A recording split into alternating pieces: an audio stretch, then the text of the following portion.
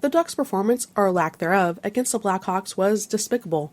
Maybe this game could have had a different story, as it started with a beautiful sequence between Karlsson, Lacombe, and McTavish, but McTee's stick was lifted at the goal line. But I don't think so, as from here, it was all Blackhawks, thanks to some of the worst defensive plays all season.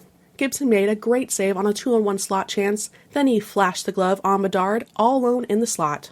Then the Ducks cut off a penalty after Johnston was high-sticked. He didn't like it and responded by punching Dak 2 times in the face. Another Blackhawks player jumped in, but somehow the Hawks ended up with the power play. 5 minutes later, the Ducks got a power play of their own, during which Gauthier was high-sticked on a follow-through, hence no penalty. He immediately dropped his gloves, helmet, and went straight to the locker room with blood pouring from his nose and mouth. Thankfully, he did return. He wasn't the only one to get bloodied. Later, Terry had a towel to his face before heading to the locker room, but he returned as well. The Ducks, however, failed to capitalize on their power play. Shocker. The Hawks got a chance at the buzzer, but the shot went wide, leaving the game scoreless heading into the second.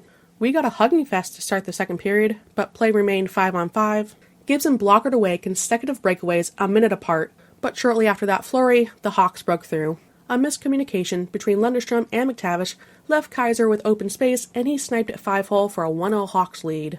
The Ducks responded just 45 seconds later, though, thanks to some nifty hands from Karlsson. Toronto tapped a bouncing puck to Karlsson in the slot, who shifted to his backhand and roofed the equalizer 1-1. Apparently, Colangelo didn't touch it here, as he wasn't credited for an assist, but it looks pretty close. 2 minutes later, the Hawks reclaimed the lead on the power play. Former Duck Pat Maroon was left completely uncovered. He curled the puck around Gibson to make it 2-1. 3 minutes later, the Ducks got caught puck-watching. Donato found the puck in the right corner, with Gauthier and Lundestrom both staring at him, and Hellison glued to the post. Donato took his time and found Teravainen, who ripped it home for a 3-1 lead. Once again, though, the Ducks did respond quickly. Strome held the point as Lacombe jumped into the play. Comer deflected Strome's shot and buried his own rebound to bring the Ducks back within 3-2. Then the wheels came off in the third. The Ducks did earn an early power play, though, after a big hit from Trouba that the Hawks didn't like. But immediately after killing it off, the Hawks blocked a shot, leading to a near 3-on-0 breakaway, which Reichel finished to make it 4-2. 2 minutes later, Gudas and Killorn were both penalized on the same play, giving a 5-on-3. Donato capitalized on a rebound to extend the lead 5-2. With 9 minutes left, Donato struck again on a breakaway, beating Dumoulin to a loose puck before undressing Gibson for his second of the game and a 4-goal lead. Karlsson added a late goal with under 3 minutes remaining to make it 6-3. He drove in with speed, stopped sharply, looked off his defender, and ripped a perfect shot against the grain. And with that, 59 games in, the Ducks lost in regulation for the first time when scoring 3 or more goals. They were 23-0-3 before this one. Ducks lose 6-3. Hard to fault Gibson for any of the 6 goals against. On a night where he was honored for playing his 500th career game, an achievement for a goalie comparable to 1,000 games played for a skater, and only 31 goalies in NHL history have done it. He single-handedly kept the Ducks in early, but he can only do so much.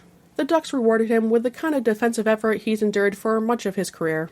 Cronin said post-game there was no doubt in his mind that his players were overconfident going into this game, leading to their lack of focus. With how bad this team has been for so long, how can they even think that way? Chicago, the second worst team in the league, was missing their captain and their number 1 defenseman, who was traded to Florida just before puck drop. Yet the Ducks laid an egg, as Hazy said. They gave up multiple grade-A chances and left players wide open in the slot all night. It's funny, after the Lacombe goal, even though the Ducks had looked terrible, I still thought they were going to win. After the Hawks took a 2-goal lead, I thought it, because the Hawks looked bad. If the Ducks had just shown up for 10 minutes, heck, even 5, they would have won, but they didn't.